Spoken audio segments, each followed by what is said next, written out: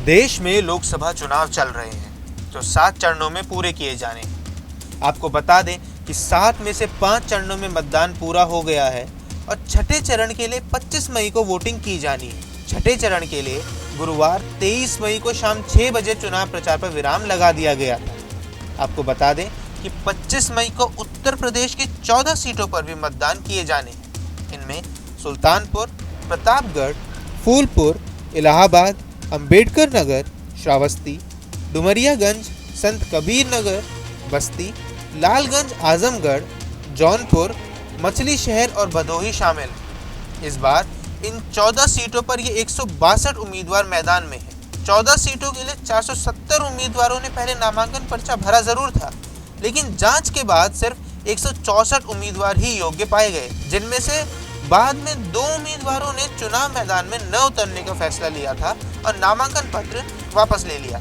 बात करते हैं इस चरण में वीआईपी कैंडिडेट की, तो इस चुनाव में सुल्तानपुर से मेनका गांधी, आजमगढ़ से मुलायम परिवार के धर्मेंद्र यादव, जौनपुर से कृपा शंकर सिंह, इलाहाबाद से पूर्व राज्यपाल केशरीनाथ त्रिपाठी के बेटे नीरज त्रिपाठी और उनके सामने उज्जवल रमण सिंह है।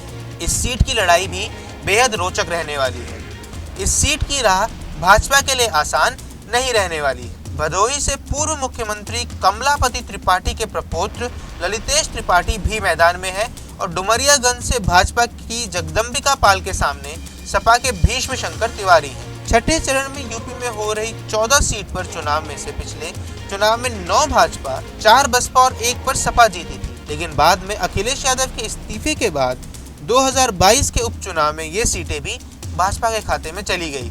इस चरण में भाजपा के उन सहयोगियों की अग्नि परीक्षा है जो जाति आधारित पार्टियां हैं। इस चरण में निषाद पार्टी के 2 उम्मीदवार भाजपा के निशान पर चुनाव लड़ रहे हैं। ऐसे में निषाद पार्टी के नेता संजय निषाद को उन दोनों उम्मीदवारों के अलावा पूर्वांचल की उन सीटों पर अपनी वोट बैंक को शिफ्ट कराने की जिम्मेदारी रहेगी, जहां बिंद, मल्ला और मछुआरा समाज के वोटों की तादाद अच्छी संख्या में है। छठे चरण में उन्हीं सीटों पर चुनाव है जहां ओम प्रकाश राजभर का रसूख माना जाता है। ओम प्रकाश राजभर की राजनीति पूर्वांचल के इर्द गिर्द ही घूमती नजर आती है।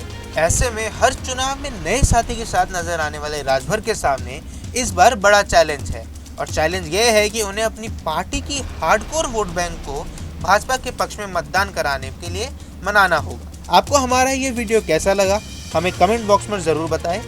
देश दुनिया की तमाम और यूपी उत्तराखंड की हर छोटी बड़ी खबरों के लिए न्यूज़ स्टेट चैनल को सब्सक्राइब करना न भूलें।